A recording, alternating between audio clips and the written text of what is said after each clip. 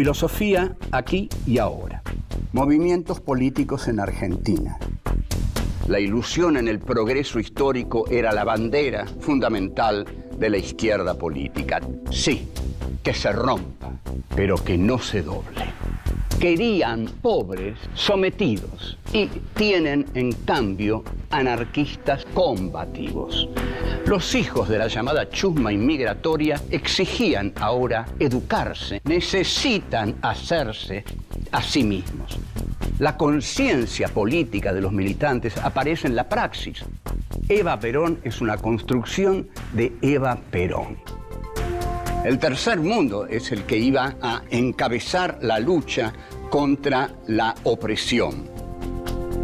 Cortar de un solo tajo la cabeza de la víbora marxista. Que vengan los capitales de todo el mundo sin condiciones de ningún tipo.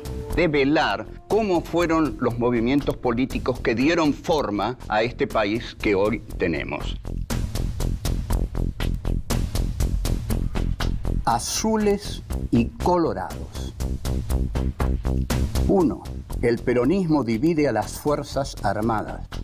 2. Los enfrentamientos militares. 3. El comunicado 150. 4. La tortuga y el elegido.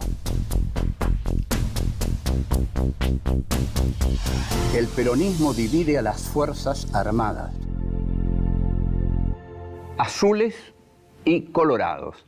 Esto es algo que ya no se recuerda hoy.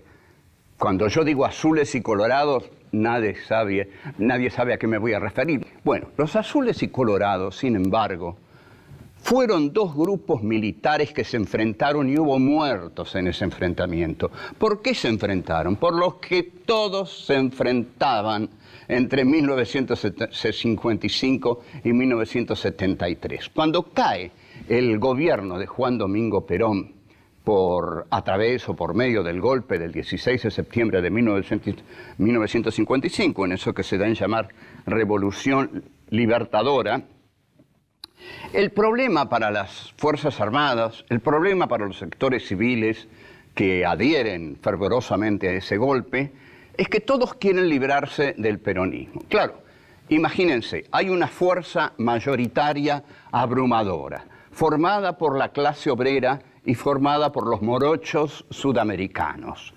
Todos se quieren librar de eso. Es una gran molestia para una verdadera democracia blanca.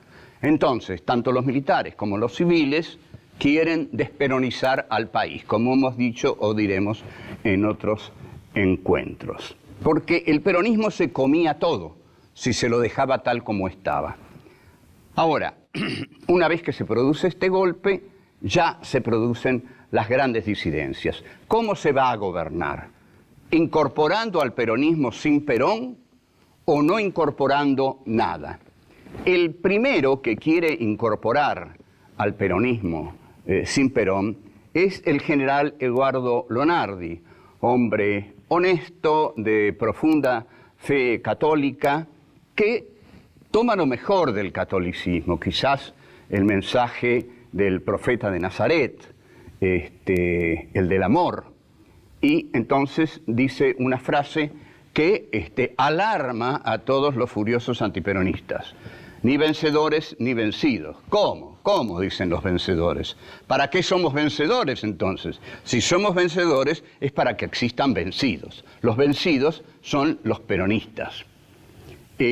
Todos los militares quieren que haya vencidos, porque quieren sentir que esa revolución se ganó. Y esa revolución solo se habrá de ganar si consigue su objetivo final, aniquilar al peronismo. Esto es lo que en última instancia le deben haber dicho a el general Lonardi. Vea, Lonardi, no venga a decirnos que no hay vencedores y vencidos, porque en una revolución hay vencedores y hay vencidos. Y acá los vencidos son los peronistas y nosotros, los vencedores, los queremos expulsar para siempre.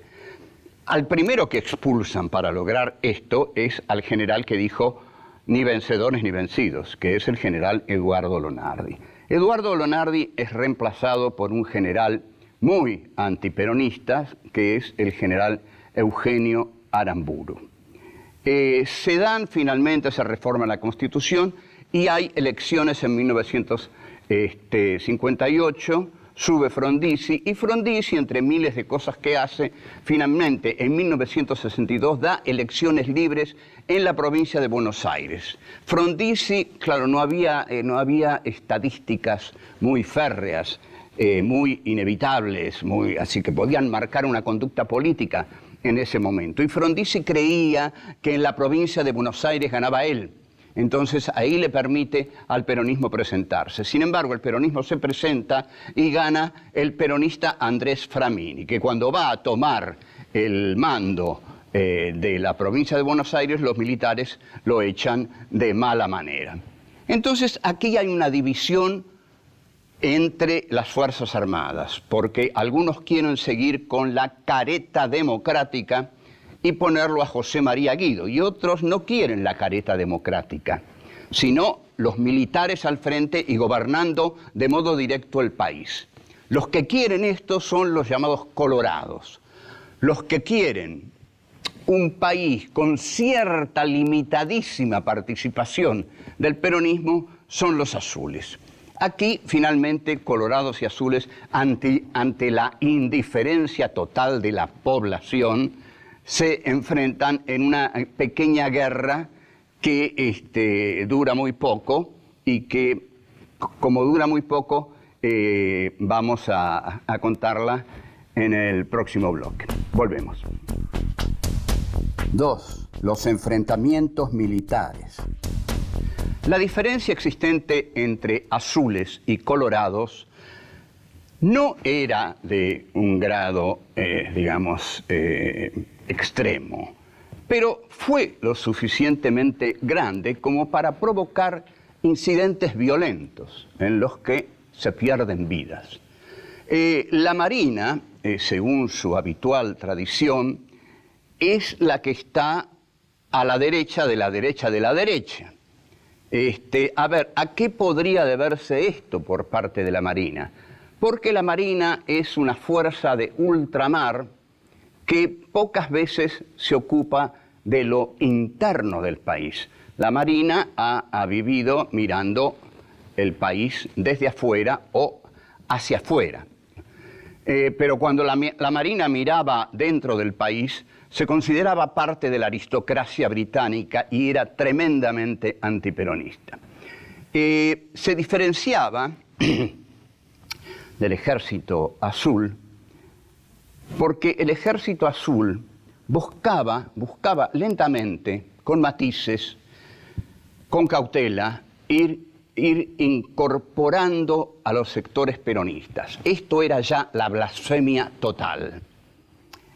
¿Por qué? Porque los azules querían gobernar con una mayor credibilidad democrática. No hay mayores o menores credibilidades democráticas. ¿Hay democracia o no hay democracia? Si hay democracia, el peronismo es aceptado y se presenta a elecciones con su líder natural, el general Perón. Esto hubiera sido la democratización del país.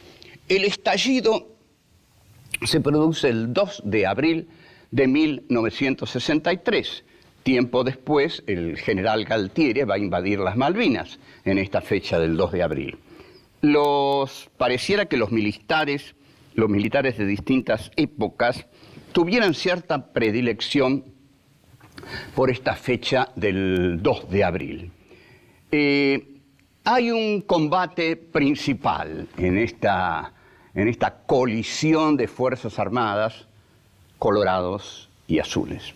El principal combate, porque hay un combate, y una vez conocí a un marino que tenía una herida tremenda acá y dijo, bueno, esto fue la guerra. Bueno, la guerra, el principal combate se da en una localidad llamada Punta Indio, en Buenos Aires, en la zona de la bahía de San Borombón. Qué lindo nombre, San Borombón. Cuando yo era chico y me llevaba mi papá a Mar del Plata, cuando llegábamos a San Borombón, ya me daba apetito de comer bombones, lógico. La zona en la bahía de San Borombón es defendida por un capitán de la Marina, lógico, porque ahí estaba asentada la Marina el sector de la derecha, los colorados, el capitán Santiago Saborotz, cuyo nombre, si usted no lo recuerda, es porque no pasó a la historia. Ahora, al frente de los azules viene un personaje que sí va a pasar a la historia del horror. Es el coronel Alcides López Ofranc.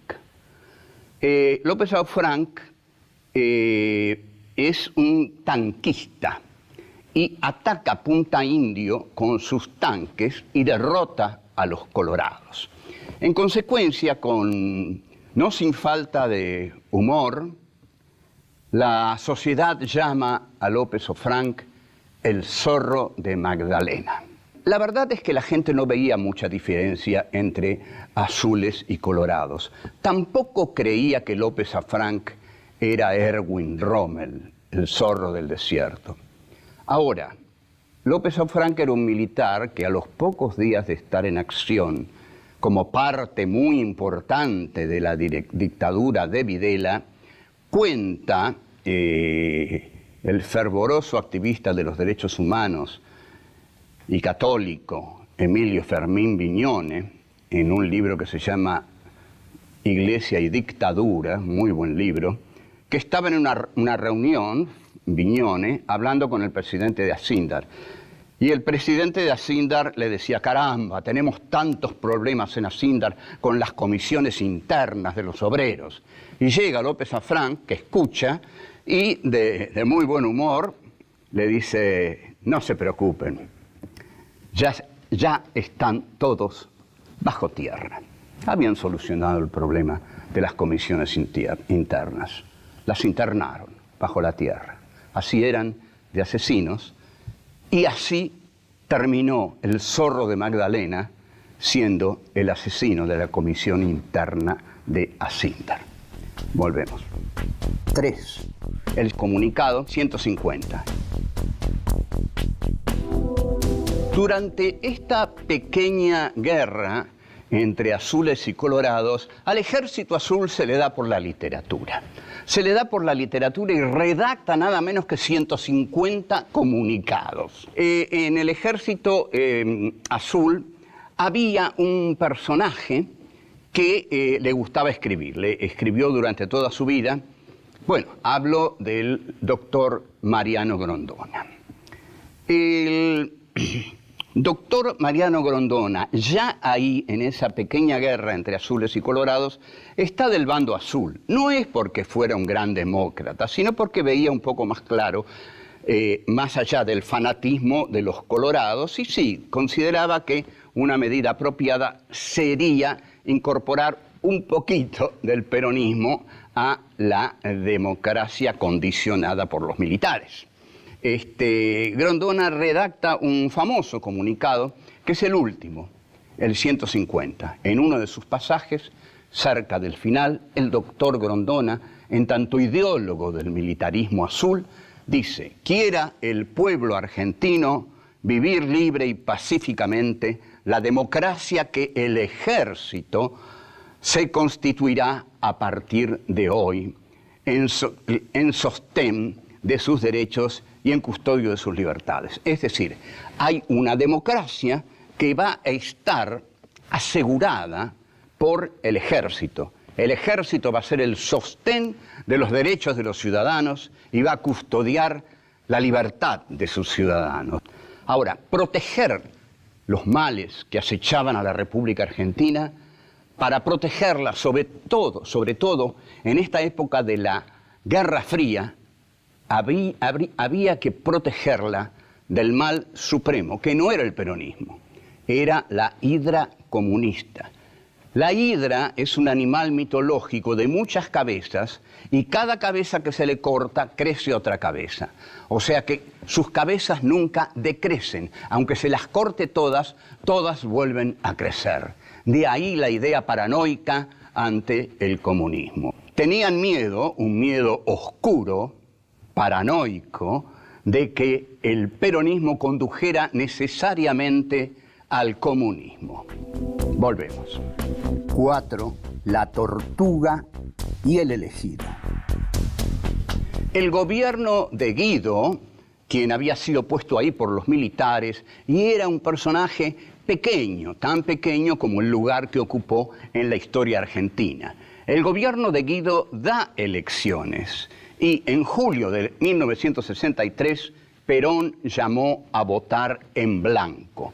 De todos modos, el radical Arturo Illia gana, pero gana apenas con el 25,1% de los votos. Gana con muy pocos votos porque el peronismo no se presenta. Vaya democracia, ¿no? Vaya democracia. El que gana una elección la gana con el 25%, elección presidencial la gana con el 25% de los votos, porque no hay más personas para votar. Todos los peronistas están prohibidos, no pueden votar. Finalmente, Arturo Illia, por algunos coqueteos con Perón y por su propia característica de hombre honesto, pero para toda la República demasiado manso, hasta tal punto que, como sabemos, le tiraban tortugas, y la revista Primera Plana, que era un medio leído por toda la clase media intelectual, hacen una campaña para derrocarlo a Illia, y Illia es derrocado en un golpe que podríamos llamar preventivo. Es un golpe preventivo porque los militares tenían miedo de que Illia realmente legalizara al peronismo. Entonces, en 1966 se da una paradoja. Los azules, que ustedes recuerdan, eran legalistas, ven en Illia el peligro de que este hombre de 62 años, canoso, manso, diera la posibilidad de llamar a elecciones libres, cosa que Illia había anticipado más de una vez. Entonces, se da un golpe preventivo. Los radicales siempre dicen que es por la cuestión de los medicamentos, pero no, ese podía ser un problema. Pero el golpe se da porque Illia, que es un tipo honesto, va a eliminar, este es el temor, el sistema de proscripciones en que se basa toda la República desde 1955. Desde 1955 en adelante se instala un régimen de proscripciones que fundamentalmente afecta al peronismo. Es el país de la proscripción del peronismo. 1955-1973. Todos son gobiernos ilegales porque ninguno fue votado bajo un sistema democrático que incluyera a la totalidad del pueblo. Illia, por ejemplo, hubiera sido más respetado si no hubiera aceptado jugar la farsa de los militares. Quien no hubiera visto en los años 60 que eso era una farsa, que todo lo que estaba en juego era una farsa, porque todo se basaba en la proscripción de las masas peronistas y de su líder, y en el escamoteo del cadáver de Evita, que no se podía traer al país por la pueblada que podría desatar. Entonces todos los que participan de esa farsa son ilegales, participan de una profunda ilegalidad democrática. Entonces esta es un señalamiento que ninguno es capaz de eludir. Los militares entonces quieren gobernar directamente ellos mismos. La revista Ahora, por ejemplo, que dirigía un señor llamado Héctor Ricardo García, saca una primera plana con Onganía, con cara de perro malo, y abajo dice un hombre, como diciendo, este es un hombre y no el viejito de Illia. Queremos a un hombre en la presidencia de la República. Fíjense si uno les hubiera ido a decir, y no quieren una mujer, como luego hubo, ¿no? Cuando les convino, sí la quisieron, porque Isabelita vino a servir los intereses del establishment, y ahí no se le opusieron a Isabelita. Doña Isabel, gobierna y mate, que después nos vamos a ocupar nosotros. Primera Plana, esta revista tan culta, dirigida por Jacobo Timerman, insistía, no queremos una tortuga, queremos un hombre de verdad.